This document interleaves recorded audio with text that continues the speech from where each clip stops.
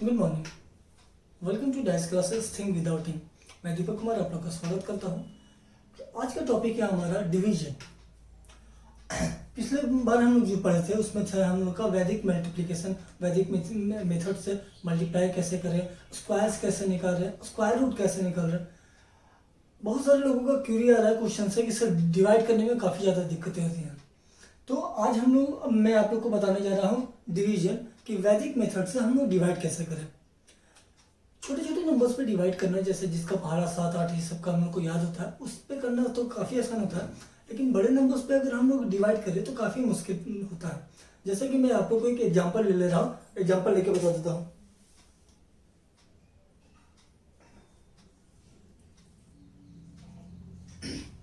एक नंबर है 480249। अब अगर इस बड़े से नंबर है, इसको एक बड़े से डिजिट से रिलेटेड भी 79 से अगर डिवाइड करना है तो हम कैसे करेंगे। तो 79 से डिवाइड करने के दौरान हम देखते हैं बहुत बार क्या होता है, 79 से कितने टाइम्स में लगेगा, रिमाइंडर कितना बचेगा, उसके बाद फिर दोबारा का प्रोसेस क्या होगा। इस तरीके से जैसे कि स्टार्ट करते हैं 79 से 6 बार में लगाते हैं। 79 से 6 बार में कितना होता है, तो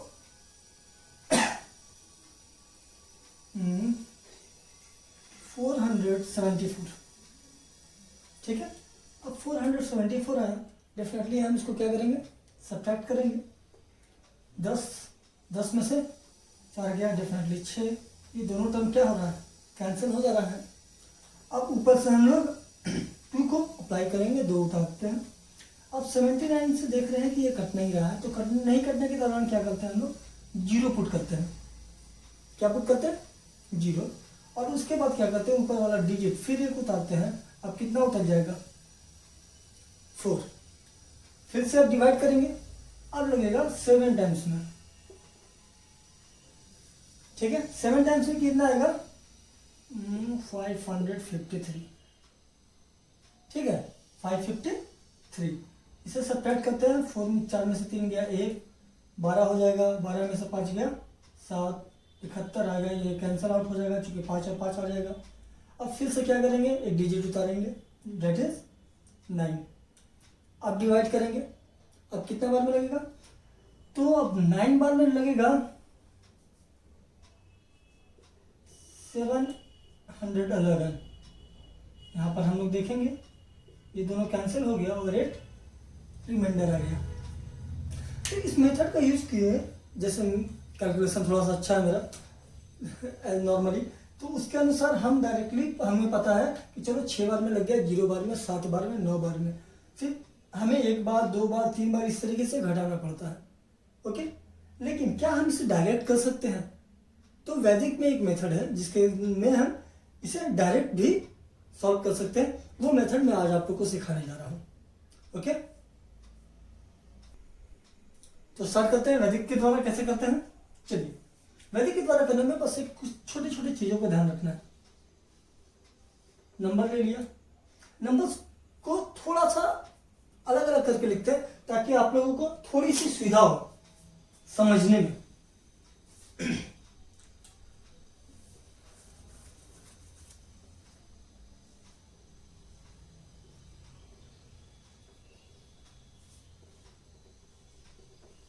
सेवेंटी 79 से डिवाइड कर रहे हैं। ओके, कैसे डिवाइड कर रहे हैं तो 79 का टेबल याद करना बहुत बार क्या होता है, लोगों को मल्टीप्लाई करना पड़ता है। इसलिए एक काम करेंगे, 79 को पहले एक अगर जोड़े तो ये कितना बन जाना है, 80। कितना बन जाना है, 80। तो अब डिवाइड करने के दौरान हमें करना क्या है, 8 से डिवाइड करना है। कितने से करना है, 8 से। 8 से 48 कितना बार में लगेगा, क्योंकि 79 का टेबल तो आता नहीं है, लेकिन 80 का तो 80 मतलब क्या, 8 है ना, जीरोस को नेग्लेक्ट करके चलना। तो 8 से, 8 से लगेगा 8 छक 48। 8 छक 48 तो पूरा लग गया, रिमाइंडर तो कुछ बचा नहीं। तो करना क्या है, ये देखते रहिएगा। जब रिमाइंडर जो भी बचता है उसको हम लोग नेक्स्ट टर्म में मिलाकर एक टर्म बना लेते हैं। क्या करते हैं, नेक्स्ट टर्म में मिलाकर एक टर्म बना लेते हैं। ओके, और वो चीजें मैं लिख दूंगा। करते क्या है उसके बाद, जब ये जीरो एक टर्म बन गया, उसके बाद का प्रोसेस क्या है, हमारा जो प्रीवियस वाला जो क्वेश्चन थे यानी भागफल है, उस भागफल में ये जो एक है इससे हमेशा मल्टीप्लाई करते हैं। तो 6 बन जा 6 आ गया। अब 6 आ गया तो 6 8 से लगेगा, 8 से लगेगा नहीं ना, तो डेफिनेटली कि 0 बैठाना पड़ेगा हमें।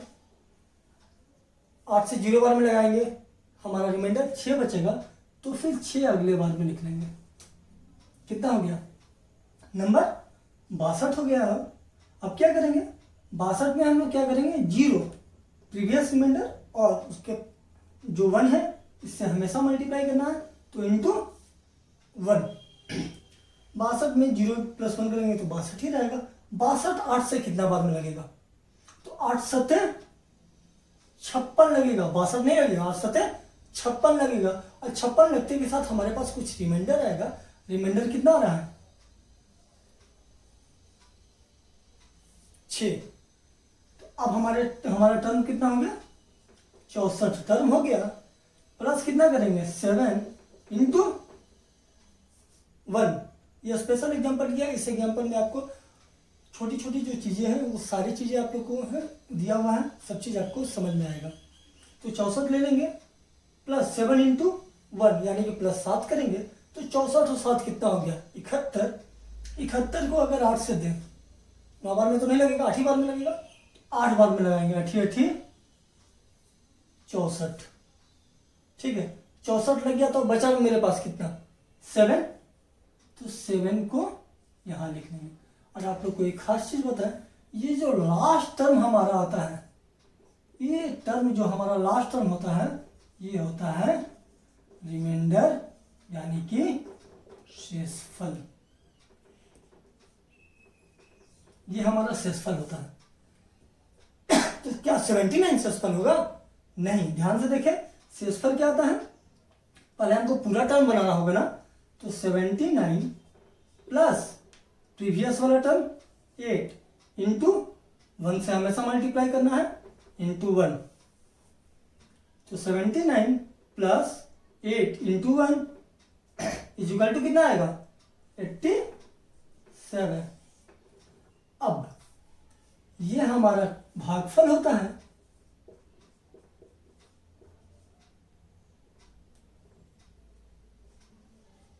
ये भागफल हो गया। और हमारा जो 70 और प्लस वाला जो टर्म हुआ, तो ये लास्ट वाला टर्म हमारा रिमाइंडर होता है। तो रिमाइंडर देखेंगे 87 79 से ज़्यादा है, और जब ज़्यादा होता है तो उसको फिर से हम लोग डिवाइड कर लेंगे। अब 87 को अगर हम लोग 79 से डिवाइड करें तो एक बार में लगेगा, और रिमाइंडर कितना बच जाएगा 8। तो जो एक बार में लगा, इस एक को हम अपने एक्चुअल जो भागफल आया उसमें ऐड कर लेंगे, तो 6078 प्लस 1 हो जाएगा 6079, और शेषफल हमारा होगा 8। इस मेथड में खास क्या है कि आपको बार बार मल्टीप्लाई और डिवाइड नहीं करना पड़ेगा। हाँ, इस मेथड को समझाया है, इसको प्रैक्टिस करना पड़ेगा काफ़ी, क्योंकि इस मेथड में आपका रिमाइंडर क्या होता है वो भी मैंने बताया कि रिमाइंडर भी कैसे निकालना है, एक्चुअल भी कैसे निकालें।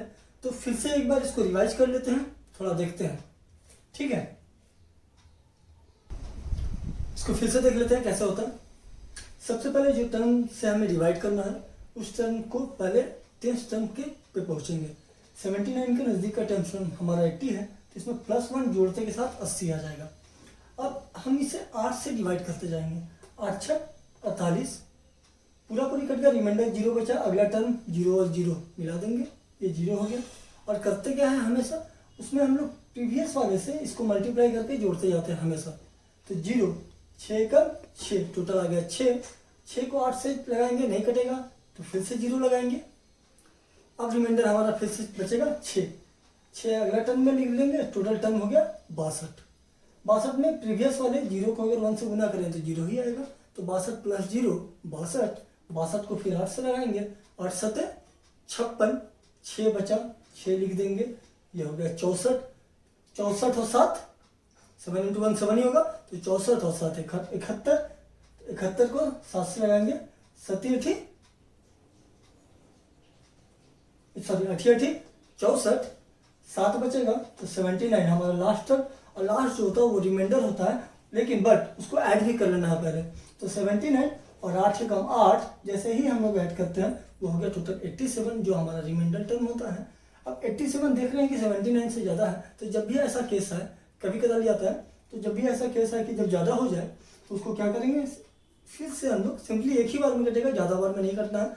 तो बस देख लेते हैं एक बार में कट कर कितना हो रहा है एक्स्ट्रा।